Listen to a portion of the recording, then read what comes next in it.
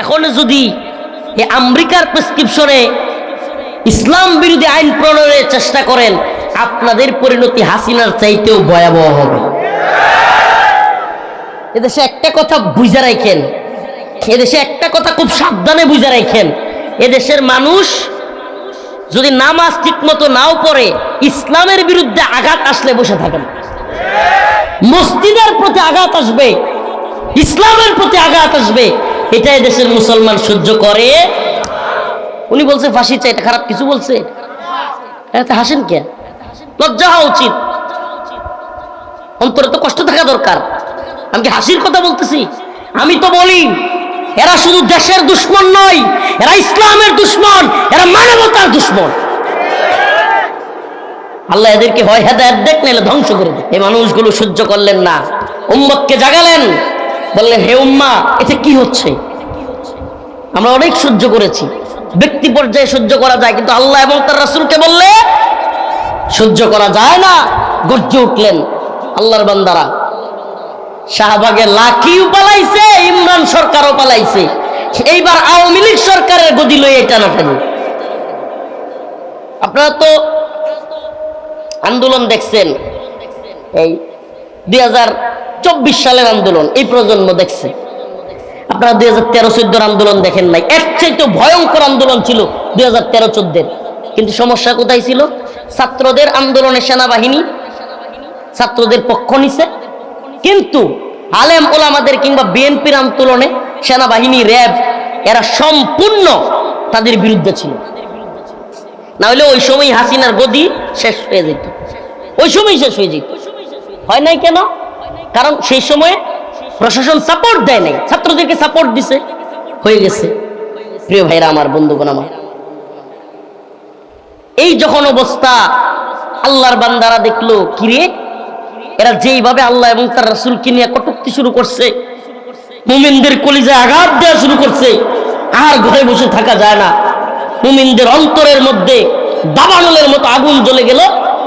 লক্ষ লক্ষ মুসলমান, ওই ব্লগার রাজীব, ওয়াশিকুর রহমান বাবু, এরা তো এই প্রজন্ম নামগুলো মনে রাখবে না। ফয়সাল আরিফিন দীপন, আরো যেগুলো ছিল, অভিজিৎ রায়, এগুলোর প্রত্যেকটার ফাঁসির দাবিতে হেফাজতে ইসলাম শাপলা চত্বরে বিরাট বড় এক সমাবেশের ডাক দিল। তারিখটা ছিল আজকের 5ই মে 2013। এই নতুন প্রজন্মের ছেলেরা মনে রাখতে হবে, হাসিনারে ফাঁসিতে ঝুলাইতে হবে না, বেনজিরে ফাঁসিতে ঝুলাইতে হবে না, জেনারেল আজিজকে ফাঁসিতে ঝুলাইতে হবে না। প্রত্যেকটা শাপলার কুলিকে শাপলা চত্বরে ক্রেনের মধ্যে ঝুলাইয়া জুতা পিটা করে তারপরে ফাঁসি দেওয়া হবে ইনশাআল্লাহ। আল্লাহ পাক যেন আমাদেরকেই, এই প্রজন্মকে দেখার সুযোগ করে দেন, বলে না আমি। এই প্রজন্ম তো কম দেখে নাই, এই প্রজন্ম তো কম দেখে নাই। হাসিনার পালানো দেখছে কম কি? তা আমরা বিচারও দেখতে চাই, কি কন? এখন এদিকে তাকাও বেটা, একজন কি বললো ওইদিকে তাকাইতেছে, সিরিয়াস কথা বলতেছে। এখন যেটা হয়েছে, উম্মত দিনই বুঝ নাই। উনি বলছে ফাঁসি চাই, এটা খারাপ কিছু বলছে? এতে হাসেন কে? লজ্জা হওয়া উচিত, অন্তরে তো কষ্ট থাকা দরকার। আমি কি হাসির কথা বলতেছি? পরের দিন লিখে রাখেন, আমি নিজের চোখে দেখছি, আমি একজন সাক্ষী, যেটা দেখে বলতেছি। 6 মে এই বাংলাদেশে আওয়ামী লীগ গরু জবাই করছে আনন্দে সারা দেশে। আমার নিজের গ্রামে পর্যন্ত গরু জবাই করতে আমি আওয়ামী লীগ দেখছি, কান্না করছি চিৎকার করিয়া। শত শত মানুষকে হত্যা করিয়া এরা কি করে? গরু জবাই করে আনন্দ উদযাপন করে। কত নৃশংস এরা! কি বলবেন আপনি? কি বলবেন?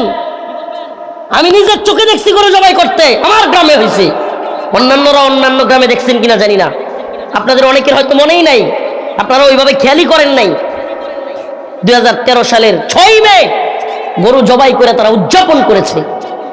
আমাকে বলেন, মানুষকে হত্যা করিয়া গণহত্যা কইরা, রাতের আধারে গুলি কইরা, তাহাজ্জুদরত নামাজরত মুসল্লিদেরকে মাইরা যারা গরু জবাই কইরা উদযাপন করতে পারে, এরা মানুষ? এরা মানুষ? এদের কিসের রাজনীতি? এখনো পর্যন্ত আপনি আওয়ামী লীগের লোকের সাথে কথা বললে দেখবেন এই বদমাইশগুলো এখনো শাপলা চত্বরে হত্যাকে সাপোর্ট করে। তারা বলে এটা ঠিক। নাউজুবিল্লাহ। আমাকে বলেন, যারা রাতের বেলায় আল্লাহর নবীকে ভালোবাসা রাতের বেলায় গেল, আল্লাহর রসুলের পক্ষে আন্দোলন করতে গেল, তাদেরকে রাতের আধারে গুলি কইরা, হত্যা কইরা, মাইরা, যারা কিনা গরু জবাই কইরা উদযাপন করতে পারে, এরা কি মনুষ্যত্ব আছে?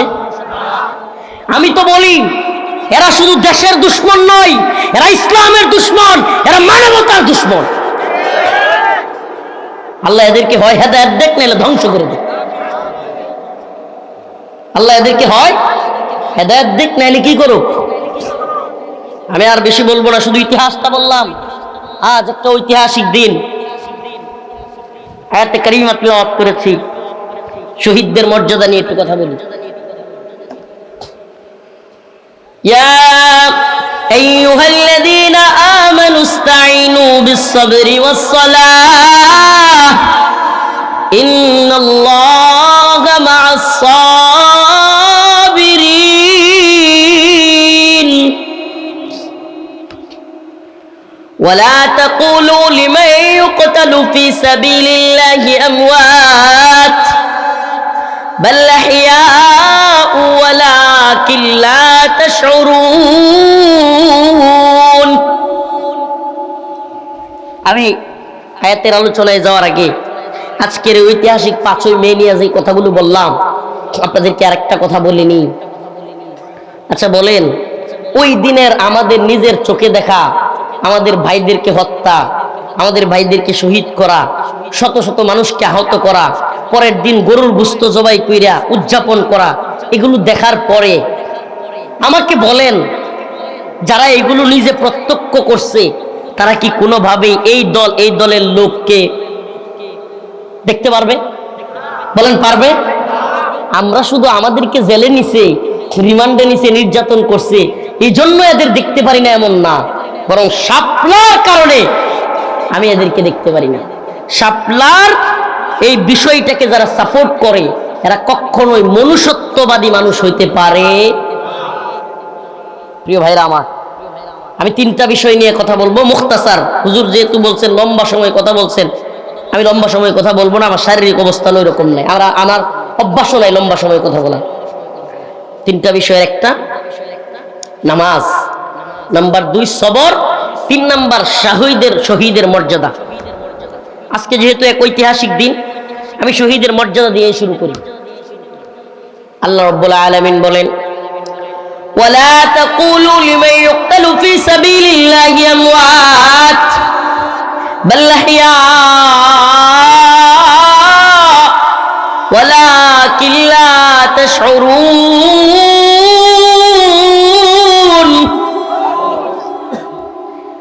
আল্লাহ রাব্বুল আলামিন বলেন, ও দুনিয়ার মানুষ, ওয়ালা তাকুলু,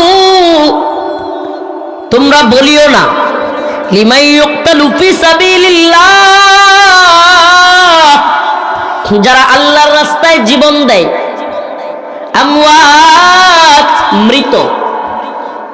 ওয়ালা তাকুলু লিমান ইউকতালু ফি সাবিলিল্লাহি আমওয়াত, আল্লাহ রাব্বুল আলামিন বলেন, আল্লাহর রাস্তায় যারা জীবন দেয় তোমরা তাদেরকে মৃত বলিও না, বরং তারা জীবিত। তারা কি?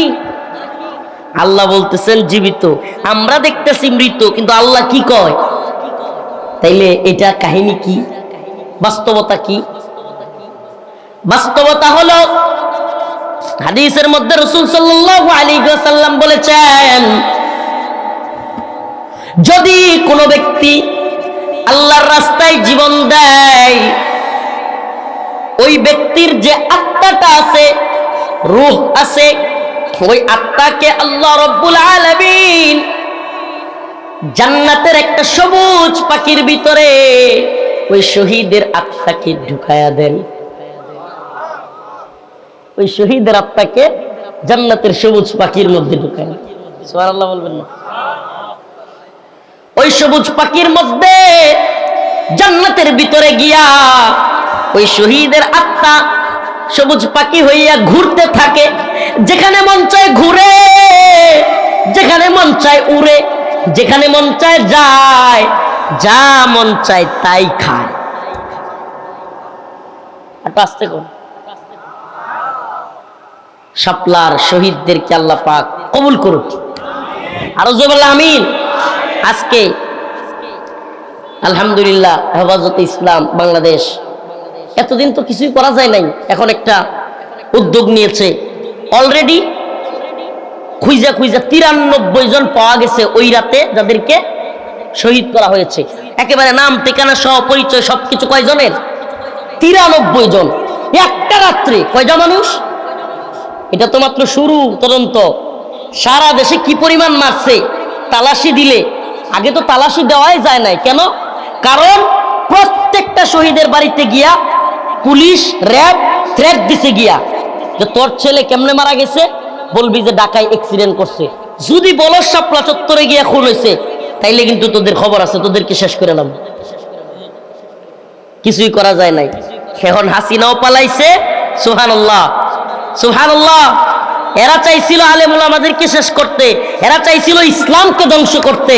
ইসলাম আছে, ইসলাম ছিল, ইসলাম থাকবেই, আলেমরা আছে, কিন্তু হাসিনা এবং শাপলার খুনিরা পালাই গেছে। আলেমরা আছে না নাই? ইসলাম আছে না নাই? ইসলাম এ মাটির পরতে পরতে জনপদে গড়ে গড়ে, ইসলাম এ মাটির 90% মানুষের অন্তরে, ঠিক কিনা? ইসলাম এ মাটির পরতে পরতে জনপদে গড়ে গড়ে, ইসলাম এ মাটির 90% মানুষের অন্তরে। ইসলাম নিয়ে কেউ চিনিমিনি খেলে এমন শক্তি নেই, আর কিছু থাক না থাক এদেশে ইসলাম থাকবেই।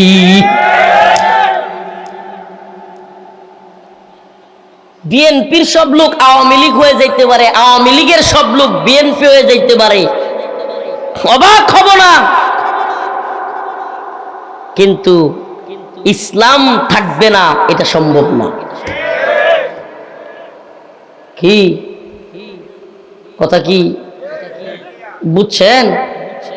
আওয়ামী লীগ যখন ক্ষমতায় আসছিল, ওরে বাবা, রাস্তাঘাটে হাঁটলেই খেলে আওয়ামী লীগ উষ্টা লাগতো।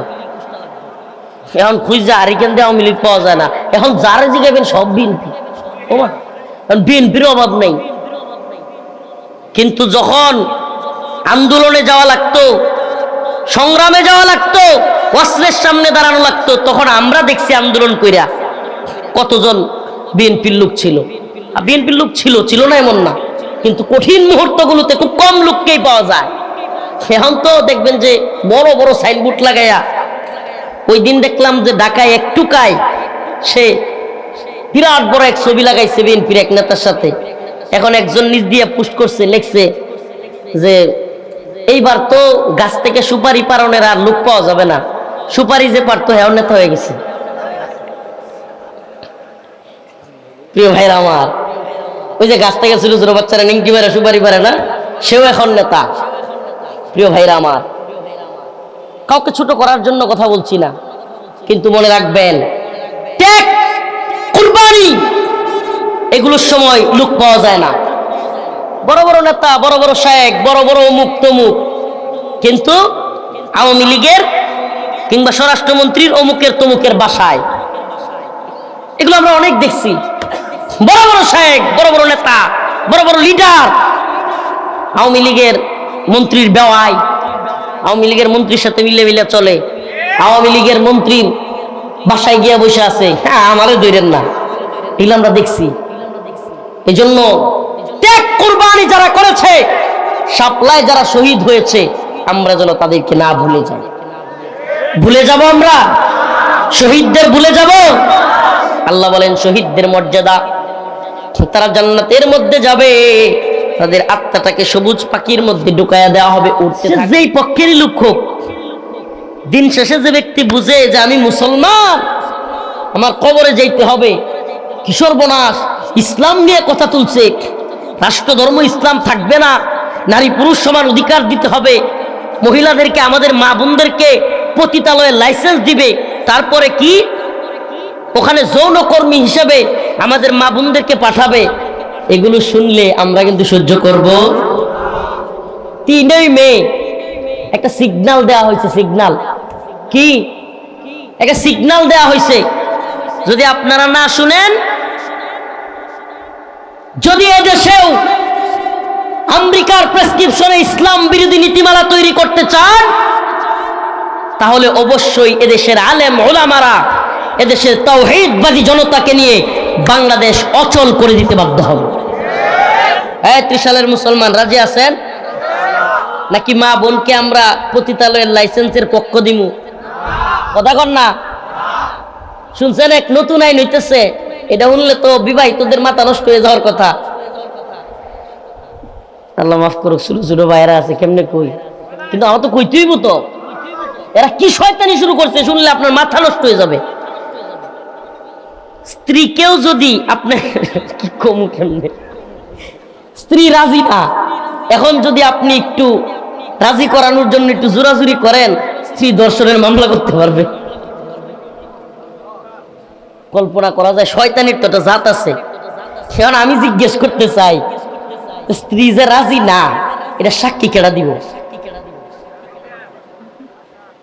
কি খাটের নিচে থাকবো না খেয়ে দিব?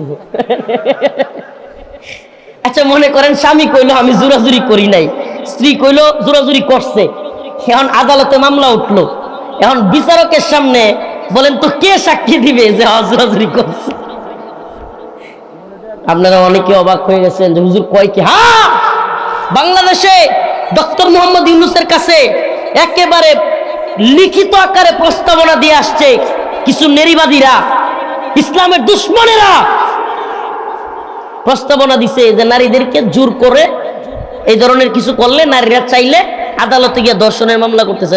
তাইলে তো আমরা বিবাহিত যারা আছি সব দর্শক হয়ে যাবো, যে দিনই বউয়ের মন চাইবো যে না সম্ভব না, এই দিনই গিয়ে মামলা করে দিবে। কি উপায় কোনটা দিই বাবা, সত্যি দুষ্টামির জন্য বলতেছি না, এর চাইতে লজ্জার আর কিছু হইতে পারে? আমরা কি এই ধরনের আইন তৈরি করতে দিব? 16 বছর হাসিনা চাইছিল এদেশে মুজিববাদ প্রতিষ্ঠা করবে, 16 মিনিট যাইতে পারে নাই, কল্লা দইরা মারছে টান, মুজিব হয়েছে খান খান। আর আপনারা তো 16 মাসও হয় না এখনো, এখনই পাটনা গজায় না যেন। আমাদের কথা সুস্পষ্ট, কথা সুস্পষ্ট, দ্বীনের জন্য, ইমানের জন্য যা করা দরকার আমরা তাই করব।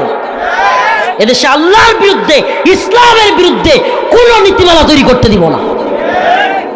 আওয়ামী লীগ করেছে, আওয়ামী লীগের বিরোধিতা করেছি, ভারত করেছে, ভারতের বিরোধিতা করেছি। নতুন করে যদি কেউ করার চেষ্টা করে আমরা কি তাহলে চুপ থাকবো? আরো কতগুলো বললে আপনাদের মাথা বিগড়ে যাবে। এখন থেকে আপনাদের মেয়েদেরকেও, ছেলেরে 1 কাঠা দিলে মেয়েরেও 1 কাঠা জমি দিতে হইব, এই আইনও পাশ হইতেছে। ওমা নাউজুবিল্লাহ কইবেন না। আল্লাহ বলছে ইউসিকুমুল্লাহ, এগুলো সবগুলো কোরআনের সাথে সাংঘর্ষিক। ইউসিকুমুল্লাহু ফি আওলাদিকুম লিযাকারি মিসলু হাজ্জিল উনসায়াইন, তোমাদের 2 মেয়ে পাবে, উনসায়াইন 1 ছেলের সমান। 2 মেয়ে কি পাবে? কার কথা এটা? এখন হেরা বৈশা বৈশা আল্লাহর যত আইন আছে সব কি করে? বাতিল করতে চাচ্ছে। এখন আপনি বৈশা থাকেন মসজিদের কোণে বৈশা বৈশা জিকির করেন, আমনের জিকির আল্লাহ এভাবে মিল্লাত দিবেন। রাষ্ট্রের মধ্যে কোরআন বিরোধী আইন হবে, আপনি চুপ করে থাকবেন, আর আপনি মনে করবেন আপনি মসজিদের কোণে বসে জিকির করলে জান্নাতে চলে যাবেন। আল্লাহ বলে জান্নাত তোর লাগি না, আম হাসিবতুম আন তাদখুলুল জান্নাহ, তুমি মনে করছো অত সহজে জান্নাতে যাইবা? আল্লাহ বলতেছে ওয়ালাম্মা ইয়ালামিল্লাহুল্লাযীনা জাহাদু মিনকুম, আমি অবশ্যই দেখব তোমাদের মধ্যে কে আল্লাহর পথে, আমার পথে জিহাদ করেছে। আল্লাহ বলছে আমি দেখব। তাইলে আল্লাহর পথে আল্লাহর দুশ্মনেরা আল্লাহর বিরুদ্ধে, কোরআনের বিরুদ্ধে আইন করবে, আর আপনি ঘরে বসে থাকবেন? হবে এটা? হবে? তাইলে বলি ও 30 সালের মুসলমান, যদি আলেম ওলামারা ডাক দেয়, আমার ব্যক্তিগত ডাক না, রফিকুল ইসলাম মাদানির বাপের সম্পত্তি নিতে শেখা এই জন্য না, যদি আল্লাহর কোরআনের জন্য, দ্বীনের জন্য ডাক দেয়, আপনারা এত সহজ মনে করিয়েন না। এই দেশের যে সরকারগুলোই আসে, এগুলো এক একটা এক এক দেশের প্রোডাক্ট। প্রোডাক্ট বুঝেন? মাল মাল, এগুলো এক একটা এক এক দেশের প্রোডাক্ট। কোনোটা ভারতের গোলাম, ভারতের প্রোডাক্ট, আওয়ামী লীগ হাসিনা। কোনোটি আবার আমেরিকার প্রোডাক্ট, পশ্চিমের প্রোডাক্ট, কোনোটা রাশিয়ার প্রোডাক্ট, কোনোটা চীনের প্রোডাক্ট। এই প্রোডাক্টগুলো বাংলাদেশে এসে ক্ষমতায় বসে। দিন শেষে এরা ওই যে এদের যারা প্রভু আছে মনিব, তারা যেমনে কয় এমনে মুসলমানদের উপর চাপায়া দিতে চায়। এজন্য যুদ্ধটা কিন্তু শেষ না। হাসিনা গেছে মানে যুদ্ধ কি না শেষ না, যুদ্ধ কিন্তু মাত্র শুরু। এই সরকার আর ওই সরকার না, যে সরকারি ক্ষমতায় আসুক, ইসলাম বিরোধী কিছু করতে চাইলেই আমরা ডাক দিব। আপনারা রাজি আছেন? রাজি আছেন? মনে করেন না যে আপনারা ডাক দিয়ে আমরা পলাইয়া যাবো। আমরাও আছি আপনাদের সাথে, আলহামদুলিল্লাহ আছি। জেলে নেক, রিমান্ডে নেক, আল্লাহ না করুক, আল্লাহ না করুক বলি। জেলে ইচ্ছা করে যাইতে চাই না, কিন্তু দিনের প্রয়োজন হইলে এই সরকারও যদি মনে করে যে হুজুরদেরকে ধরবো, ধরেন, পারলে সমস্যা নেই। কিন্তু আল্লাহর বিরুদ্ধে আইন প্রণয়ন করতে আপনাকে দিব না, ইসলামের বিরুদ্ধে আইন প্রণয়ন করতে আপনাদেরকে দিব না। আল্লাহ পাক আমাদের বুঝার তৌফিক দান করুন। তাইলে এই তামান্নাটা মাথায় রাখবেন, তাইলে নামাজ সব কবুল হবে। আর যদি আল্লাহর বিরুদ্ধে, কোরআনের বিরুদ্ধে আইন প্রণয়ন হয় আর আপনি ঘরে বসে চুপ থাকেন, তাইলে আল্লাহ পাক আপনার আমল কবুল করবেন। আল্লাহর কথা এটা, আম হাসিবতুম আন তাদখুলুল জান্নাহ, তোমরা কি মনে করো এত সহজে জান্নাতে চলে যাবা? আলিফ লাম মিম, আহাসিবান নাস আন ইউতরাকু আন ইয়াকুলু আমান্না ওয়া হুম লা ইফতানুন, তোমরা কি মনে করো তোমাদের কি পরীক্ষা করা হবে না? এগুলো আমাদের জন্য পরীক্ষা। এই সরকারগুলো কি আমাদের জন্য পরীক্ষা। এক একটা যায় আর এক এক রকমের এক একটা আইটেম আসে, আইটেম এক একটা এক এক আইটেম। যে আইটেমে আসুক, দিন শেষে আমাদেরকে ইসলামের পক্ষে থাকা লাগবেই, ঠিক কি ঠিক না? যে আইটেমে আসুক, আমেরিকান এজেন্ডা নিয়ে আসুক, ভারতীয় এজেন্ডা নিয়ে আসুক, এদেরকে সুস্পষ্ট বলে দিতে হবে, আমরা ভারতের গোলামি করি না, আমরা আমেরিকার গোলামি করি না, আমরা ইসরায়েলের গোলামি করি না, আমরা আল্লাহর গোলামি করি। আল্লাহর জমিনে আল্লাহর আইন চলবে, ভারতের আইন নয়, আমেরিকার আইন নয়। যদি দালালি করতে চাস, গোলামি করতে চাস, একটারে ভারত পাঠাইছি, তোদেরকে আমেরিকা পাঠানো। কথা একবারে ক্লিয়ার। এগুলো তো কাছে আসিল দেখে হেলিকপ্টারে দৌড় মারছে, কিন্তু আমেরিকান এজেন্ডা বাস্তবায়ন করতে চাইলে দৌড় দেওয়ারও জায়গা থাকবে না। এটা মাথায় রাখবেন ইনশাআল্লাহ। রাজি আছেন তো? ইনশাআল্লাহ। আমাদের শক্তি কোথায়? তাইলে কইবেন হুজুর আপনি যে বলতেছেন এখন যদি নতুন করে আপনাদেরকে, আমি বলি ভাই আমাদের শক্তি আল্লাহ। আমাদের শক্তি এই দুনিয়ার কোনো শক্তিতে আমরা বিশ্বাসই করি না। এই দুনিয়ার শক্তি কি? পাতলা পায়খানা হইলে উঠতারে না, এই ডোনাল্ড ট্রাম্পও উঠতারে না, জো বাইডেনও উঠতারে না, নেতানিয়াহু উঠতে পারতো না, সেনা প্রধানও উঠতে পারতো না। ভালো কইরা পাতলা পায়খানা হইলে উঠতে পারবো? তো যে পাতলা পায়খানা হইলে উঠতে পারতো না, এর কিসের শক্তি? শক্তি কার? শক্তি তো আল্লাহ। কে করোনা হয়েছিল আমরা দেখছি না? পুরা পৃথিবীর কোথাও যুদ্ধ ছিল? সবগুলো ভয়ে এসি রুমের ভিতরে গেছে, বাইর হয় না, আর বাইর হয় না। আল্লাহর কি কুদরত! এই যেটি বেশি বাড়াবাড়ি করছে বড় লোক, এটি বেশি ধরছে করোনা। প্রিয় ভাইরা আমার, কথাগুলো কেন বলছি? বলছি এই জন্য যে আমরা আল্লাহর শক্তিতে বিশ্বাস করি, আল্লাহর পক্ষে কথা বলি, কোরআনের পক্ষে কথা বলি। আমরা আমেরিকার দালালি করি না, ভারতের দালালি করি। নতুন করে এক ষড়যন্ত্র শুরু হয়েছে। চাক, অন্যদিকে কথা চলে যাবে, আমি অন্যদিকে যেতে চাচ্ছি না, আয়াতের আলোচনায় চলে যাই। তবে মানবিক করিডোর এটা বলাই দরকার। মানবিক করিডোর নাম দিছে মায়ানমারের সাথে বাংলাদেশের। মুসলমান ইমানদার সজাগ থাকবেন। এই মানবিক করিডোরের নামে আমেরিকান এজেন্ডা বাস্তবায়ন করে একান দিয়ে মায়ানমারের আরাকান আর্মি আছে একটা, এদের কাছে অস্ত্রশস্ত্র পাঠাবে। আর বাংলাদেশ হবে এই অঞ্চলে এই বিশ্বমরলদের প্রক্সি ওয়ারের কেন্দ্রবিন্দু। নাউজুবিল্লাহ। আমরা কি ফিলিস্তিনের গাজার মতো, কাশ্মীরের মতো মাইর খাইতে চাই? এই মানবিক করিডোরের আড়ালে পৃথিবীতে আমেরিকা কি করছে এটা আমরা জানি না? মানবিক করিডোরের আড়ালে পৃথিবীর বিভিন্ন দেশে যুদ্ধ লাগাই দিছে আমেরিকা, দুই দেশের মধ্যে। এই ধরনের ষড়যন্ত্র হচ্ছে। এখন আওয়ামী লীগ কয়, হুজুর আপনারাই না কয়েকদিন আগে বলছিলেন, আমাদের সরকারকে হটাইছিলেন, আমাদের নেত্রী মানবিক করিডোর দেয় নাই, এজন্য ক্ষমতায় থাকে নাই। তোদেরকে বলি এত খুশি হইস না। দেশ এবং ইসলামের বিরুদ্ধে গেলে আমরা আওয়ামী লীগের বিরুদ্ধে যেমন বলছি, আওয়ামী লীগ যখন ভারতের দালালি করছে এদের আসলে লজ্জাও নাই। এরা যারা মানবিক করিডোর লয়ে আওয়ামী লীগ কথা বলে, তাইলে এদের তো বন্দর নিয়ে কথা বলা উচিত, এদের তো ট্রানজিট নিয়ে কথা বলা উচিত, এদের তো রেল লাইন নিয়ে কথা বলা উচিত, এদের তো ফেলানি সহ অসংখ্য কাঁটাতারের লাশ নিয়ে কথা বলা উচিত। এরা ওগুলো নিয়ে কথা বলে না। আওয়ামী লীগের সময় আওয়ামী লীগ ভারতকে ট্রানজিট দেয় নাই, রেল লাইন দেয় নাই, ভারতকে মোংলা বন্দর দেয়নি, সব দিছে। ওগুলো নিয়ে কথা বলবে না। এখন করিডোর নিয়ে, তোদের করিডোর নিয়ে কথা বলার ভাষাই নেই, তোদের মুখই নেই। তোদের নেত্রী ভারতের গোলামি করে ভারতকে সব দিছে, এখন এরাও আমেরিকারে দিতে চাইতেছে। তো আমরা তখনও বাধা দিছি, এখনো বাধা দিচ্ছি, আমরাই নৈতিকভাবে ঠিক। দেশ এবং ইসলামের বিরুদ্ধে যে কোনো কিছু হইলে আমরা অবশ্যই গর্জে উঠবো ইনশাআল্লাহ। প্রিয় ভাইরা আমার, কোরআনের আয়াত, ইয়া আইয়ুহাল্লাযীনা আমানু ইসতাঈনু বিস-সাবরি ওয়াস-সালাহ। শেষ আলোচনা শেষ করে দিব। এর আগে আল্লাহর কাছে চাওয়ার ব্যাপারে এবং কি প্রক্রিয়ায় চাইতে হবে এই নিয়ে কয়েকটা কথা বলি।